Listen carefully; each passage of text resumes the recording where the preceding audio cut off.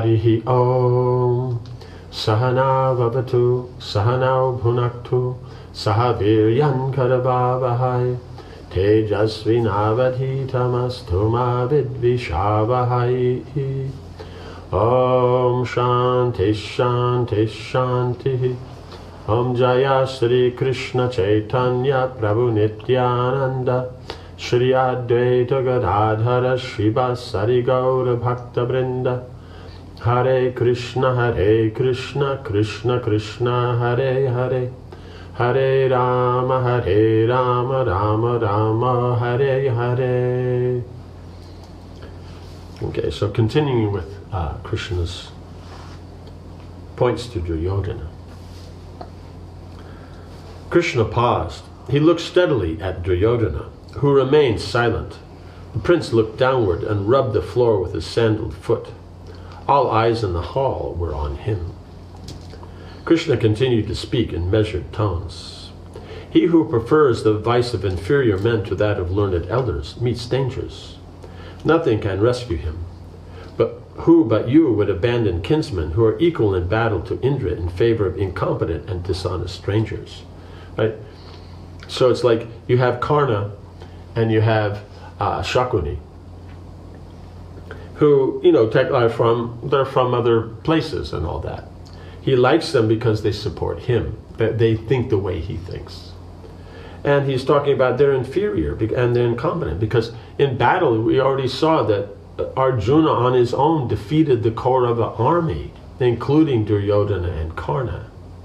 And if Shakuni was there, then he would have also been. The only one he didn't like that was just, Bhishma. He didn't need to. And so his point is why would you take these guys when you can have the Pandavas? And it's already been explained, Krishna is just going to talk like he's a king. But the sages already pointed out, this is Narnarayan Rishi. When the demigods are having a fight that they can't win against the demons, they call in Narnarayan Rishi. And just the two of them on their own, or one of them, defeats everybody. Like that. And so he has the greatest opportunity. Peace with the Pandavas is more in your interest than union with wicked men. Even though you treat them with deceit and harshness since they were born, they are prepared to forgive everything and live with you as friends.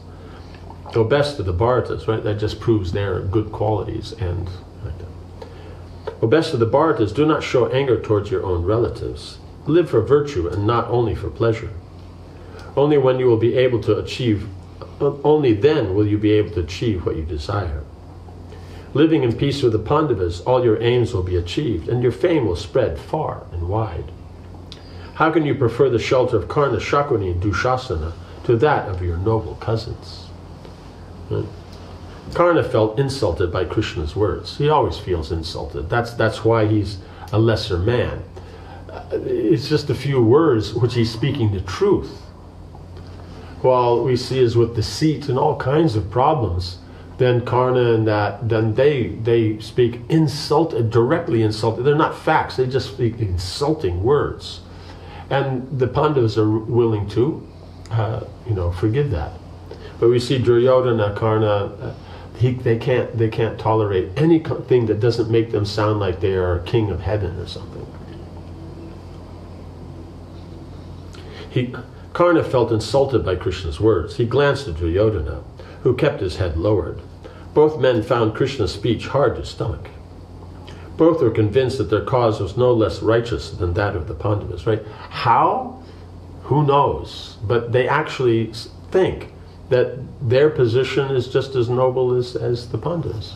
Everybody else is telling them otherwise. So somehow or another, they're amazed that they're the only, the four of them are the only one that see things as they are. And everybody else, even the sages, can't see things properly. This is their foolishness. How was Dhritarashtra's claim to the throne any less than Pandu's, his younger brother? But they're just saying give back their kingdom, the other half of the kingdom. But their thing is, no, we have to have everything. No, it's just they have their half, you have your half. So you're saying, well, how is it any less? Fine, no problem. Duryodhana's right to the kingdom was at least equal to, if not greater than, the Pandavas' claim. They would not be able to live together in peace, that was clear. Not because of him, not because of the Pandavas.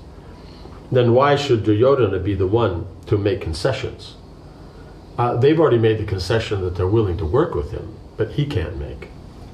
The Pandavas left Hastinapur long ago. Things were going on well enough without them. It seemed that Krishna favored them, perhaps because they were close friends. How could he say he had Duryodhana's interest at heart? Right? So this is the demoniac mentality. They can't see reality.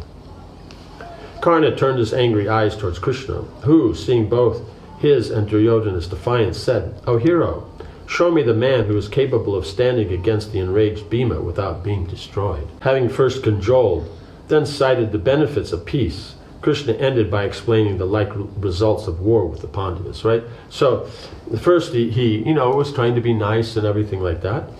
That wasn't working. Just friends, family and like this and trying to be pleasant. Then that didn't work. The sages spoke, he spoke. Then it's just, he was talking straight, what is the proper, benefit according to Shastra and everything, and just what's going to be the peace. And since that's not working, so then he's going to say, okay, this is what will happen if you fight. He intended to, Krishna ended by explaining the likely results of a war with the Pandavas. He intended to instill fear and dissension among the Kurus. Again, who can go into battle against Arjuna and return home alive?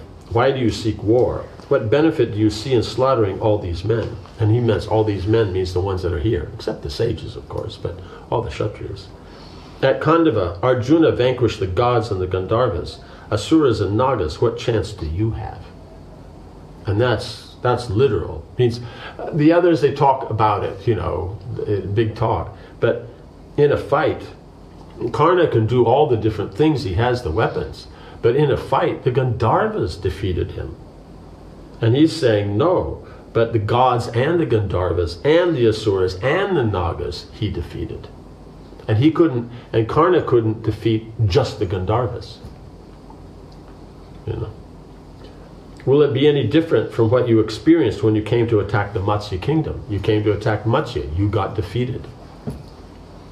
Look at your kinsmen and friends. Do not let them be killed for your own stupidity. Let not the prosperous Kuru race be destroyed for your sake. Bring the Pandavas here in peace. They will surely install your father as the emperor and you as his viceroy. That is your only choice to achieve lasting prosperity and happiness. Do not ignore it. After making peace with the Pandavas, you will attain a blessed state. Duryodhana showed no sign of agreeing with Krishna's words. He sat as if on fire, resembling a heap of hot coals. Seeing the prince unmoved, Bhishma said, "Krishna's words are those of a friend, dear son. Follow his advice and do not be vindictive. If you ignore Krishna, you will achieve neither prosperity nor happiness. He has told you what will lead to virtue and profit. Any other course will result in ruin. O king, do not destroy the Kuru's prosperity. Do not cause the death of all these Kshatriyas. Do not destroy your brothers. Do not destroy yourself. Do not drown your parents in a sea of grief," accept Keshava's advice, because drown your parents in a sea of grief, because Dhritarashtra can't go on the battlefield, so he won't be killed, and neither will his other. But all of their sons, means Duryodhana, all of his brothers will all be destroyed. When Bhishma was finished, Drona stood. "I too accept what Krishna has advised. His words are pregnant with virtue and will profit all of us. Duryodhana, follow that advice. Do not insult Madhava with your perverted understanding. Those who now encourage you to fight will do little when the time comes," right? Karna will say all this stuff, and when the time comes, he's gone.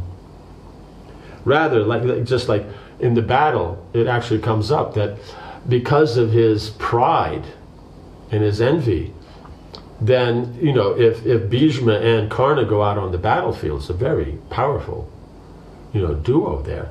But because of pride, because he feels insulted by Bhishma, he won't go on the battlefield until Bhishma's killed.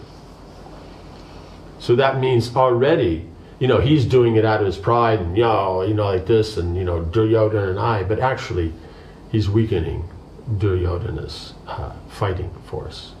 So that's what Krishna means. Those who now encourage you to fight will do little when the time comes. They will either not do much or they can't do much. Rather, like you, they will have to depend on others. Know from me that none of us are capable of withstanding Arjuna and Krishna in battle. If you reject my words, you will be left to grieve before long. You have heard all this again and again. What point is there in repeating it? Do as you wish. I do not wish to address you any more. The Kuru elders had lost patience with Duryodhana. It seemed that nothing could make him see sense. That all these Kshatriyas were soon to die seemed inevitable. There could be no outcome other than what Krishna and so many others had described. So the Supreme Lord is describing it, the sages are describing it, and they can see past, present, and future. After Drona, Vidura spoke. He knew Duryodhana would not hear him, but he wanted to show his solidarity with Krishna's speech, right? Because here at least they make that attempt. Right? And so that's the glory. So in the battle, you remember Bhishma, you remember Drona. Then Vidura is also glorified, but he gets tossed out, so he does not at the battle. Duryodhana and his brothers, not much happens. You don't hear him. There's nothing special. So the point, that point of that, they made their attempt to try to correct the situation, but they're not the authority. So that's a difference between when you have the bureaucracy, when the bureaucracy is the authority, and then they try to say it's everybody else and it wasn't me. As Krishna requested, solidarity. I do not grieve for you, Duryodhana. Rather, I grieve for your old parents. With only you to protect them, they will soon wander about without anyone. All their friends and ministers will be slain like birds shorn of their wings. Because they begot such a vicious son, they are destined to become beggars in the world. Having heard his three chief ministers concurring with Krishna, Dhritarashtra leaned forward on his throne. The time has come to make peace, Duryodhana. The great-souled Keshava has spoken the truth for our benefit and ultimate salvation. With his help, we can attain our goals. Go with him in peace to Virat and arrange to bring the Pandavas here. Let the hostilities cease. Let the virtuous Yudhishthira place his red-palmed hand on your back with affection. Let the broad-shouldered red-palmed hand, because the color in that, because the hand has a pinkish, because it's so auspicious. The bodily features are so high class, it's so, because of so much piety. So he's just saying, he's such, having friendship with such people is so good. Let the broad-shouldered Vrikodara embrace you with goodwill. Let Arjuna and the twins offer you respects while you offer them blessings, right? Because they're younger. Yudhishthira is older, Vrikodara is an equal, and Arjuna and the twins are younger. You and they may enjoy sovereignty over the world together. I think that time has arrived. Dear son, do not disobey me. Choose peace, for you cannot be victorious in battle. Duryodhana was furious. Why was everyone afraid of the Pandavas? Perhaps he had been unfortunate when he had encountered them in the past, but that would soon change. Maybe he was unfortunate, something went wrong, like that, he forgot to, floss his teeth or something in the morning. Something was there, but now it's all going to be different.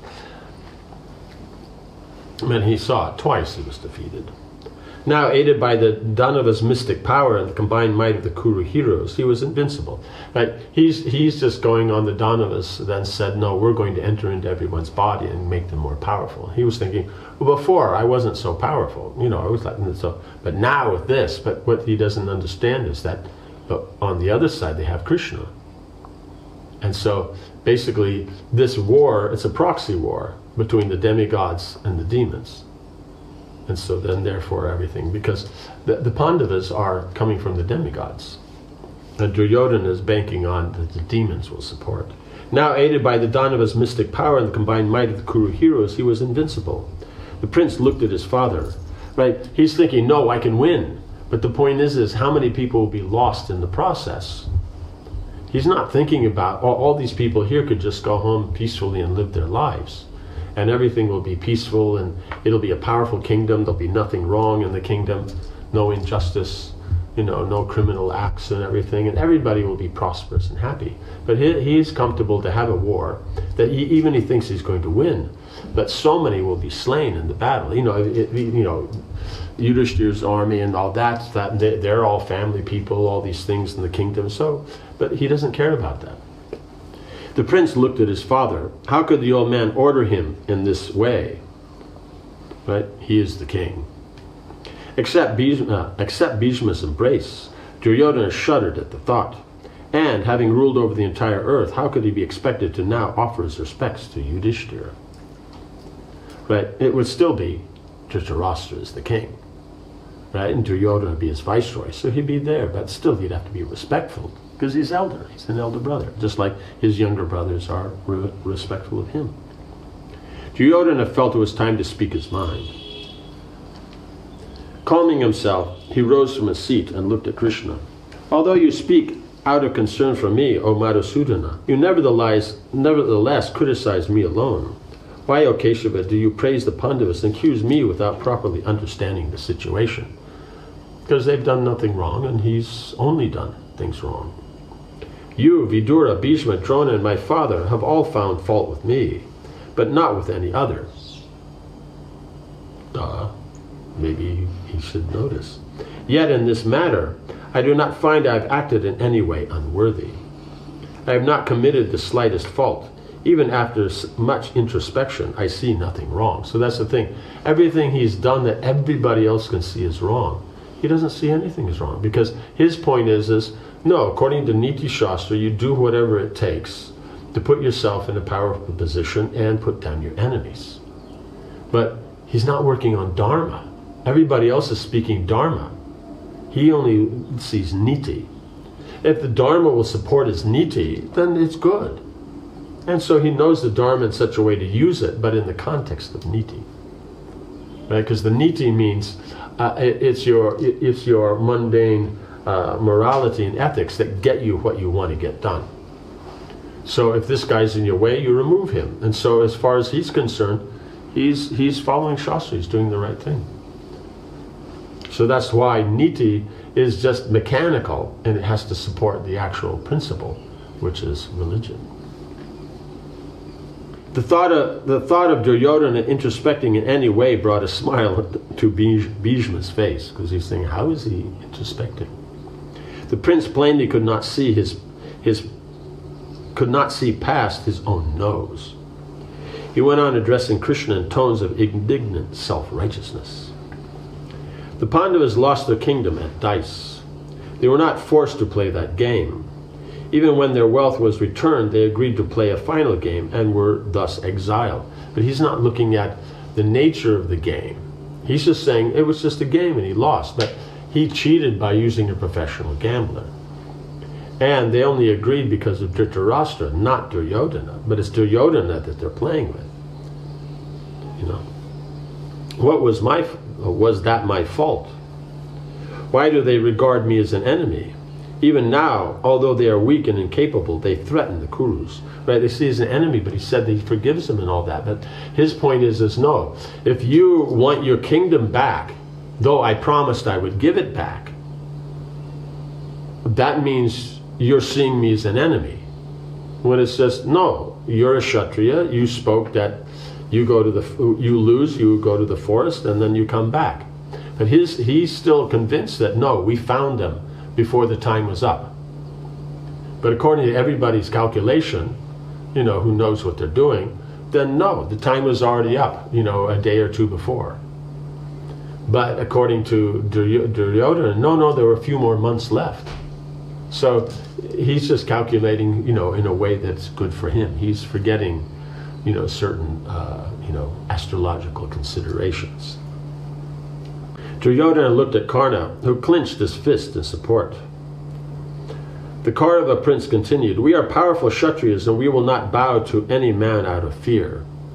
I do not see anyone who can face the Kuru army in battle. O Keshava, why should I give anything to the Pandavas under threat of war? Right? But he's saying I've done nothing wrong, but what about your pledge that the gambling match the second one was based on the principle of whoever loses goes to the forest.